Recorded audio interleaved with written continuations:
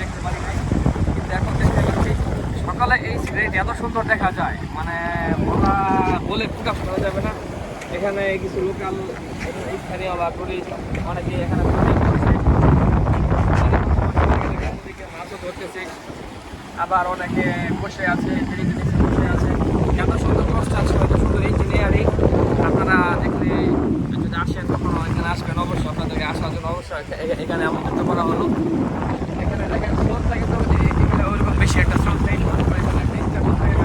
Construction দিয়ে স্রোতটাকে ওদিকে যে স্রোতটা দেখা যাচ্ছে, এই স্রোতটা কিন্তু এদিকে নাই। তো সুইমিং করার জন্য, একটু পানিতে সাঁতার কাটার জন্য, সুইমিং করার জন্য এখানে একটা বেস্ট একটা প্লেন। এখানে স্রোতটা ভেঙে দিয়েছে পাথর থেকে। এখানে আবার একটা নর্মাল পানির একটা ছোট একটা সিস্টেম আছে। এখানে যারা গোসল করে শাওয়ার নেওয়ার পর এখানে তারা ফ্রেশ হওয়ার একটা জায়গা আছে।